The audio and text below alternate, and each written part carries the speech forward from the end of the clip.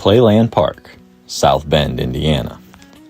You might know about it, the former amusement park on the bank of the St. Joseph River, whose horse track turned speedway, hosted Indiana's first and South Bend's only NASCAR Cup race in 1952.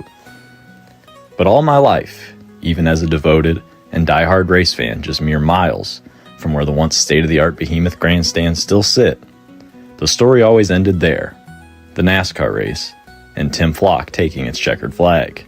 But some digging, and some pretty damn deep digging at that, reveals that the former Playland site, now home to Indiana University South Bend student housing, has a much deeper, wilder, and danger-ridden story than just one summer afternoon under early NASCAR sanction.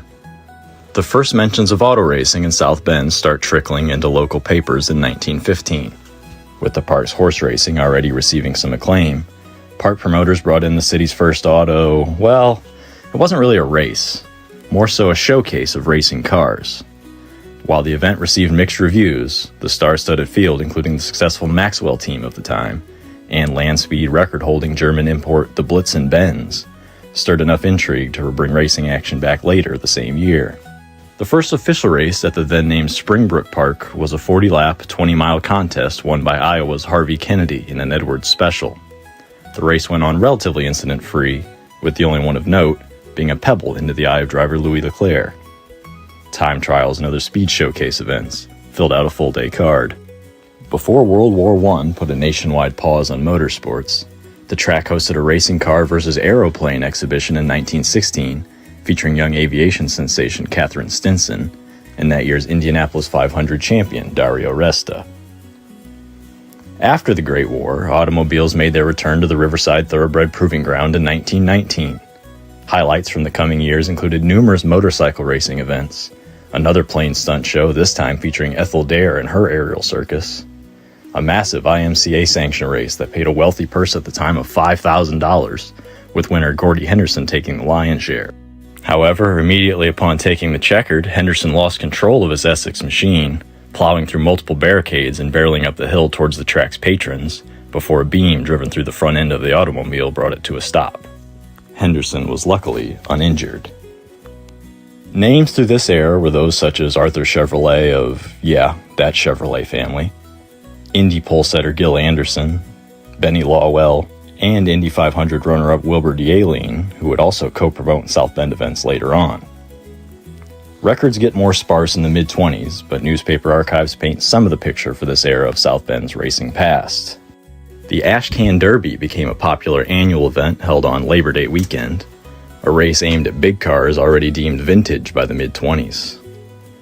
Carl Lash was the local hot shoe of this era, fielding his machine out of Elkhart and besting much of the national competition that were making their way to the shadows of Notre Dame's Golden Dome. Papers note a unusual feature for that time in 1931, a female driver, Lucille Crone of Benton Harbor, competing against 30 of the Midwest's best dirt stars. A 1932 crash sent 2 drivers to the hospital and bruised 5 spectators, a rather mild look into the dangers of the racing of the day. While the Great Depression wreaked havoc on the American economy, racing at Playland shifted some of its spotlight to a more affordable and rapidly growing form of short-track racing, midgets, adding a new 1/5 mile oval for the open-wheel stars in 1935. New park owner Pete Redden had officially changed the name from Springbrook to Playland Park by the debut of this new form of racing, and his addition to the park's motorsports portfolio was quite the hit. Carl Hattel, one of the most popular midget drivers of the day, won the inaugural event on the new, smaller track at Playland, but Hattel would unfortunately meet his untimely death at the Nutley Velodrome in New Jersey 4 years later. Midget drivers hauled from as far as Los Angeles to race on the bank of the St. Joe River, racing against local stars like Doc Shanebrook, who developed a roofed midget and tested its merit by rolling it intentionally, twice, and Charles Sekendi, a man who would go on to be a founding father of the track across town, South Bend Motor Speedway, in 1946. Playland had well established itself as a legitimate racing venue by the 1950s. Its ground had hosted motorsports from races with Indianapolis frontrunners, to auto polo, to daring motorcyclists. South Bend and the park tourists had been treated to thrilling battles for decades. The track's oiled and slicked dirt surface notably improving from the early days, the facility's carbide lighting system allowed for somewhat rare nighttime racing on the riverbank, And the mammoth grandstands regularly saw crowds of thousands for motorsports and baseball at South Bend's amusement capital. All of this was setting the stage for something big. Another racing entity was making a name for itself in the early 1950s, Bill France's National Association for Stock Car Auto Racing, NASCAR. Race promoter Ed Wegner managed to negotiate NASCAR's first race west of Dayton, Ohio, to be held at Pete Redden's Playland Park in South Bend, Indiana, in July of 1952. Now, this isn't the NASCAR we know today, a set 35-car field of yearly salary-priced machines traveling the country for one race every Sunday, with a few $100,000 in purses on the line. No, sir, not yet. These were the original hot rod racers of the post-World War II era. Fighter pilots, daytime mechanics and mill workers, moonshine runners, hard-nosed race car drivers. The field was headlined by Lee Petty, Herb Thomas, and his fabulous Hudson Hornet, and eventual race winner Tim Flock, this time without his primate co-pilot Flacco Jacko.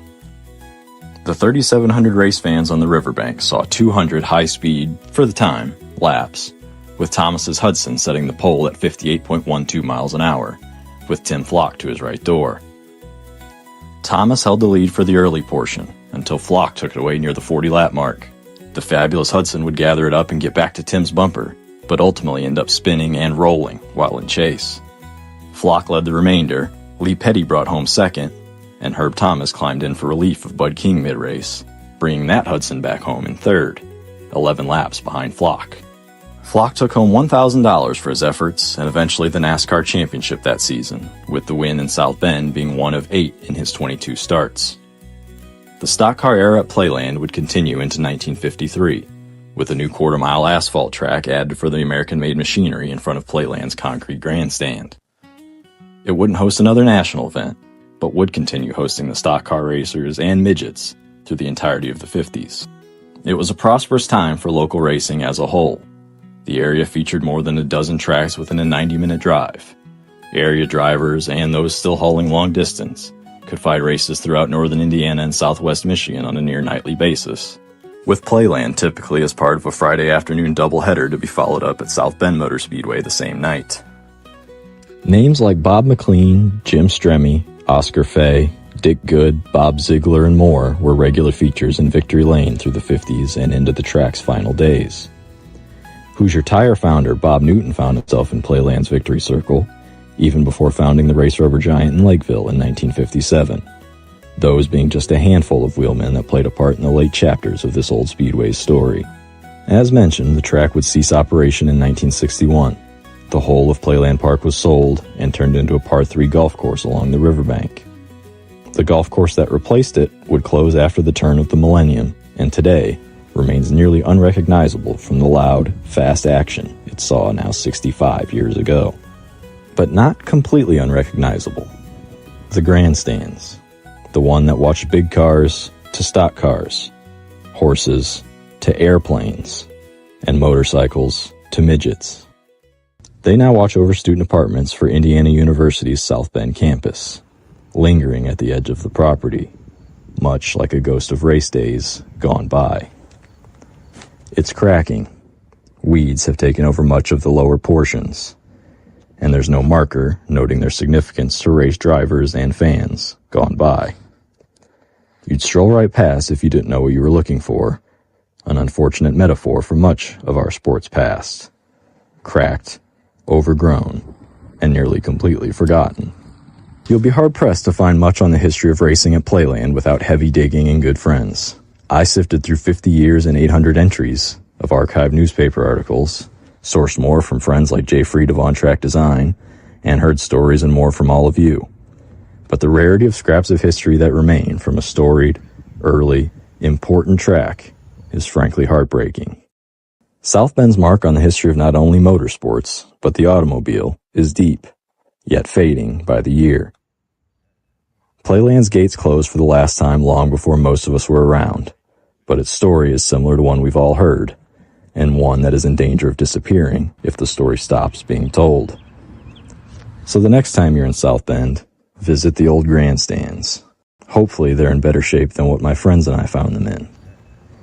Hopefully you still feel a tinge of what those felt seeing the Indy 500 champion race an airplane in 1916. Maybe catch a note of the motorcycle singing down the backstretch. Maybe you'll smell a whiff of fuel from Lee Petty's Chrysler or Grandpa's Beaters. Maybe you'll find a tree with a bumper scar or catch the bend of turn 3 in the grass. Playland Park is quieter these days, and more tracks join it by the month. Time rolls on, just like the St. Joseph River. But they're still here. They are still watching. Still waiting for another green flag that'll never wave. They haven't forgotten the story. We have. I'm willing to listen to the echoes. Is anyone else?